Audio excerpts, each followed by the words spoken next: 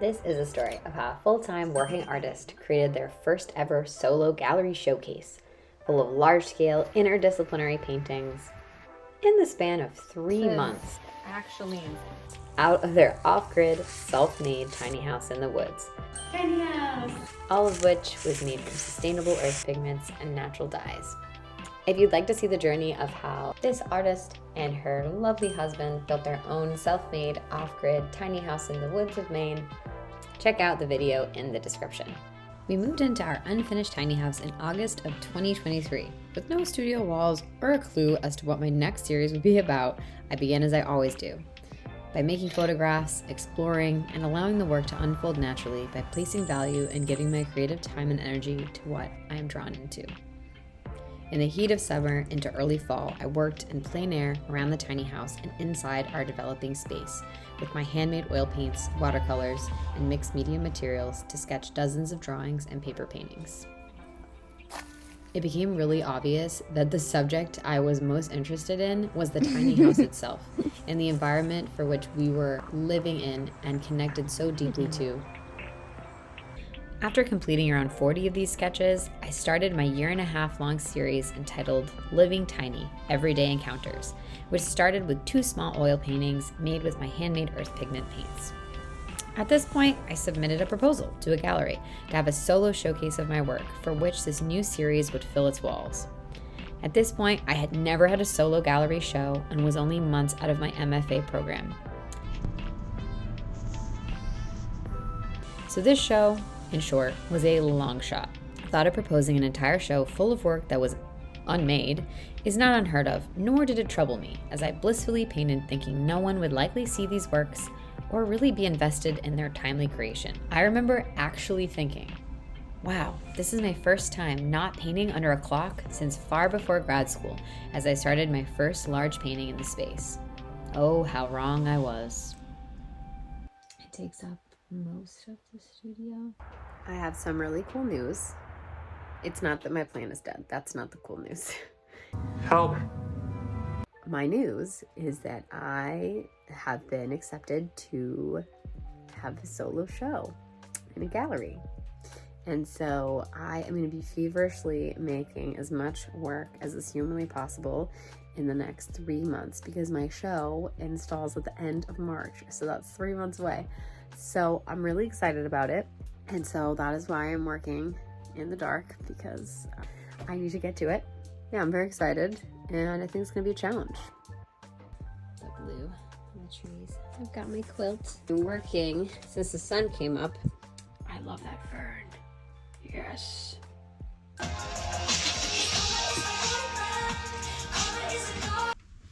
Because colours exist as much in the cultural realm as they do physically,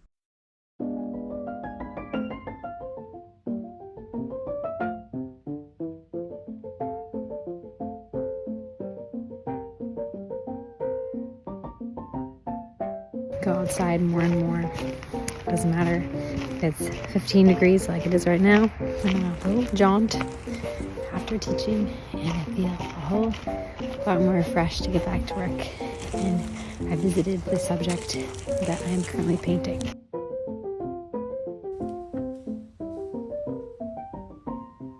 Getting more light into here and building this up. It's kind of like all the areas I can't reach as well. Need to be worked on. Screams of friends and relatives as he turned desperately.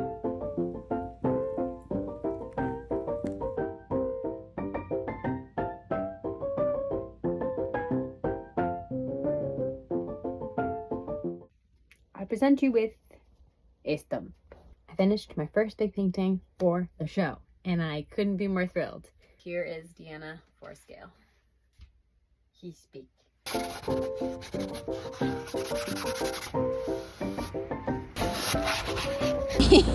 You look so cute.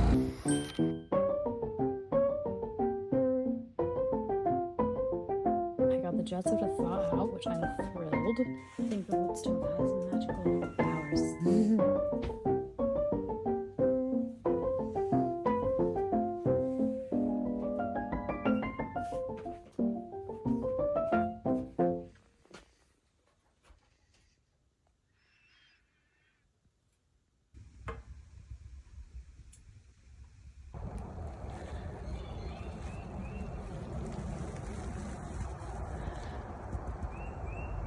So the irony of all ironies is that I'm painting a painting of the wood stove, and we spent the entire day yesterday trying to figure out what was going on. We figured it out, but it's not working right now.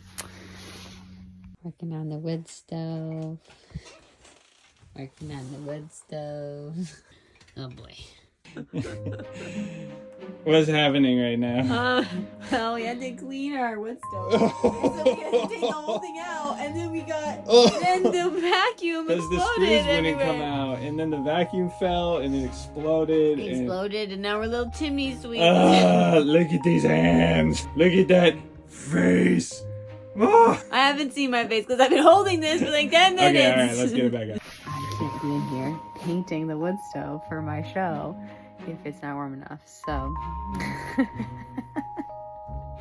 Yeah. I love you, wood stove. Don't ever scare us like that again. It's already getting so much warmer in here. Oh, thank God. And it's 46 and climbing, so that's good.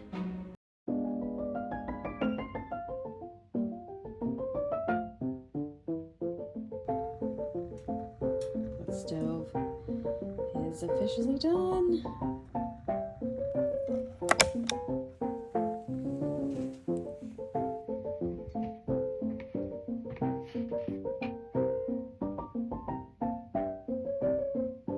I definitely will. Thank you, though. Getting it ready for me. There have been many iterations of what I'm going to fill my first ever solo gallery show with.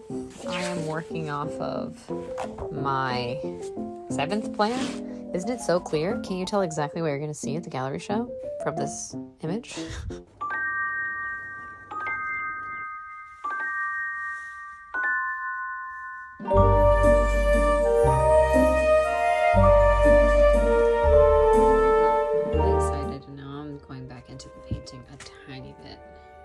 Okay, so I'm sewing all this patchwork together to my giant piece of canvas in the kitchen. Okay, this is actually insane. I think it's bigger than the whole house.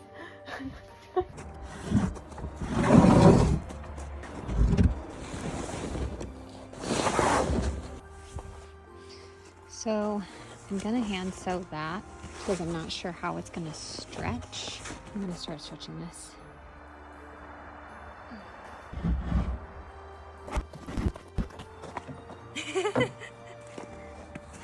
Sometimes you gotta just make a big ass painting.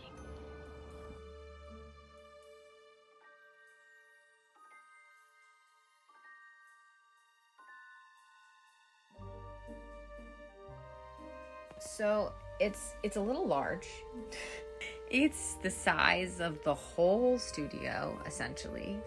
I barely got it through the door, through this very tight walkway, but it's now here. Now I actually have to paint it. The car is chock full of paintings right now. So if you've ever been like, oh my gosh, where does she put all of her paintings? She lives in a tiny house. Well, this is my storage unit.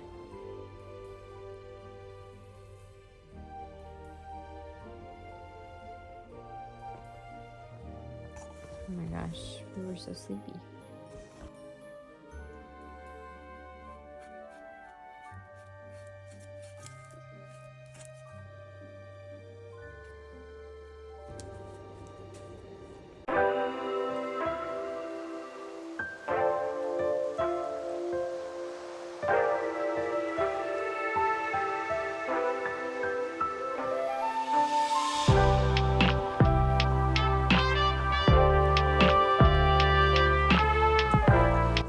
What's it like to be my editor? Challenging. So honest. After 80 hours of painting and probably 20 hours of making paint and another 10 of actually building the stretcher bar, today I am finishing this painting. It needs enough time to dry between now and when I install at the show. So here we go. I got lipstick. I got ready. I'm like a real person today in the studio.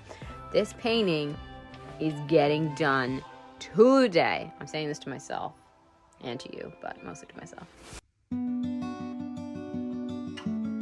case you're wondering, I did indeed finish the painting.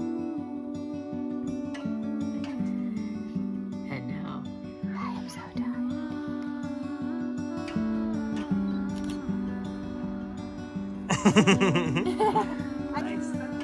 Safe travels. This is what happens when you make giant paintings. What do you fear, my lady? To be in a cage. I've got this sort of started for my next piece.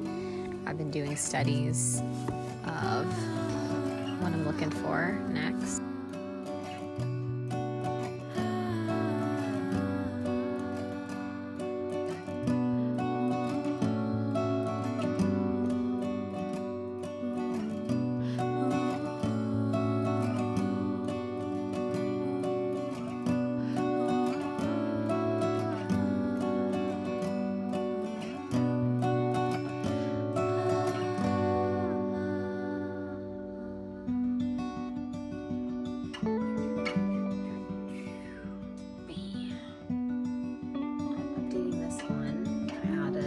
Much more light to it because when it dried, as you know, things look different. And then I like brought out all of this stuff, which took a long time. I worked on this little guy. He's got so much more personality. And then I did a bunch of stuff over here. And then I did stuff here. And then all over here. And then I'm working on this part too. I've just been like revamping these guys so much.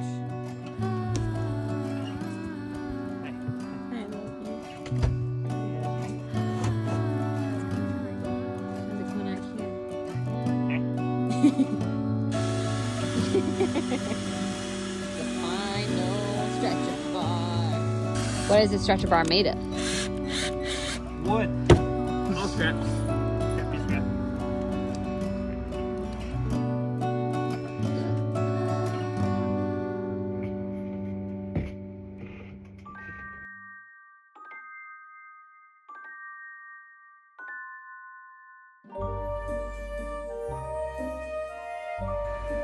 I'm not looking. I'm really excited to finally be able to invite everybody to my solo gallery show. The work is all about my self-made tiny house. Every single bit of this place just means the world to us. Let's get these puppies wired and ready for install.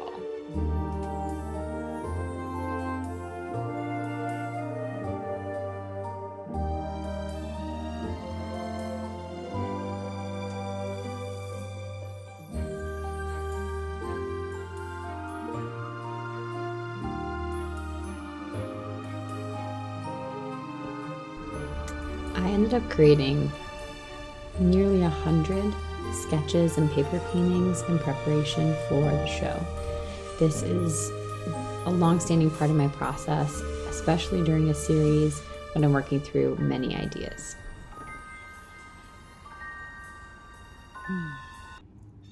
After an entire morning packing up the car, we are off to the storage unit with the U-Haul. We're going to start bringing all the paintings in and then getting them prepped to have them have a 4-hour journey to Vermont. Wait, come back. We're very excited.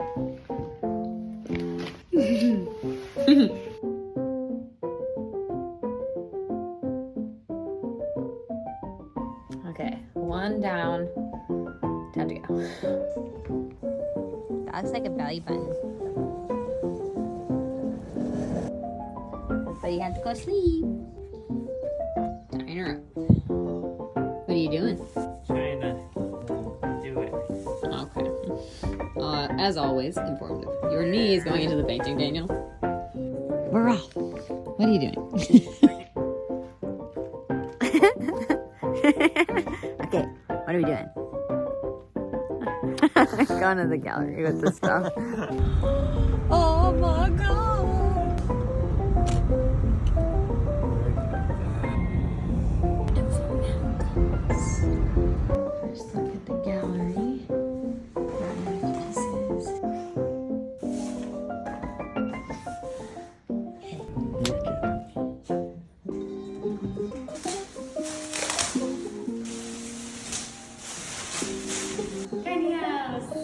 It travels well.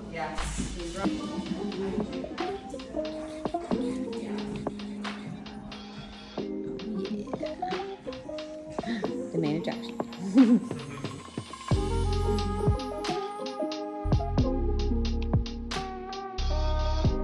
All right, I'm gonna be real with you. We had so much trouble doing this. We had never hung using these like hooky things, but it ended up working out really well. SVAC was so sweet to provide all of this, including the ladders and everything else. So we ended up bringing everything in, rough hanging it, then really getting detailed and leveling things, and then lighting it.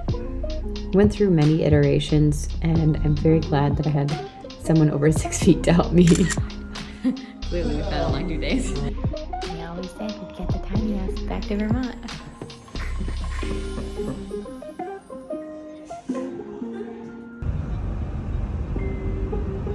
It's like you have to enter through a bunch of trees to get to it.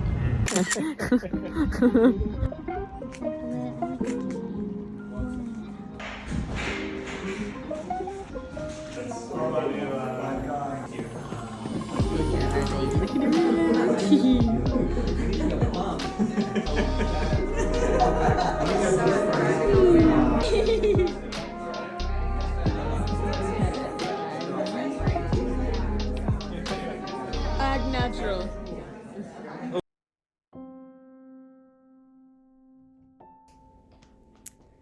It's hard to describe what this show really meant to me. It was my 9th year out of art school and not even a year out of my master's program for studio fine arts. And for that entire time, I've been working essentially 2 full-time jobs as an arts educator in a manner of forms and while pursuing my studio practice. Every decision I've made in my life has been in the pursuit of more art, more time connecting with people through art, more time in the studio, more time talking about art, and to finally have a solo gallery show was an incredible opportunity. And to be able to share this space that my husband and I had built together in the tiny house, where every single detail, every single thing matters to us, that we built with our own hands, and then to be able to represent this and the land that surrounds us in the tiny house was so meaningful.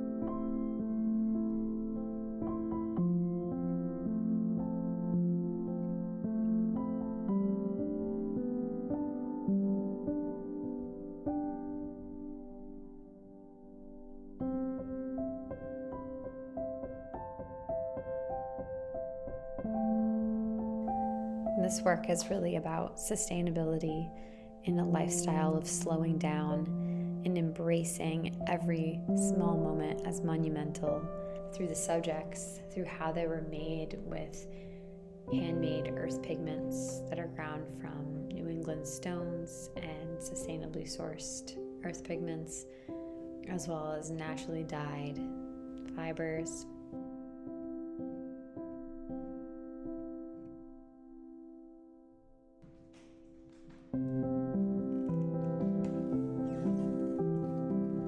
I was really proud of myself and in utter shock that this had happened. I was so grateful for the support of my parents and my grandparents and so many friends that came. Me, my mom, and my maid of honor and Dan were together when we bought my wedding ring, which was the same day as the show, which felt really beautiful. My husband's always been really supportive of my art career and has done everything in his power to help me achieve my dreams. That sounds really dramatic, but it's true. Getting emotional. I'm going to be deinstalling. You can see things that are already taken off the walls. They're being sold, which is really exciting. Yeah, so we're deinstalling today. I'm going to start taking stuff off the walls.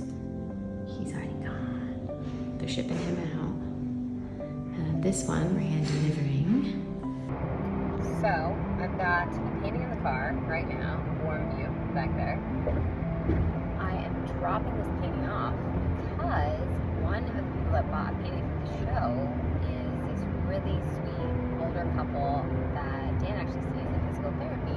Came into PT in a wheelchair and then left walking because of how amazing of a PT Dan is and how hard she worked. Her husband was like, oh my god, I want to get you a gift to commemorate how hard you've worked, and she has been learning about my art for the past few years. It means a lot to her, and I was like, I want to get you a piece from your favorite artist. So he got a piece from the show of mine. So I am off to do a little delivery. I sold, and then a couple others are gone. They're just garbage. We are wrapping everything up.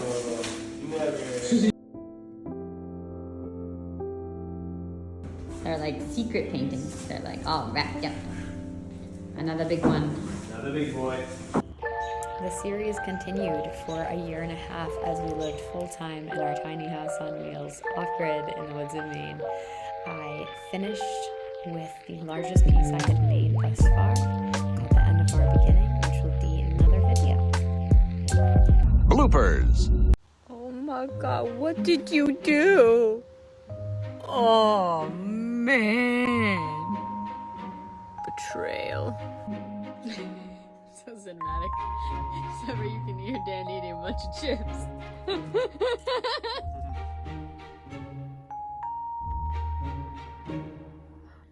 It's pretty cold in here.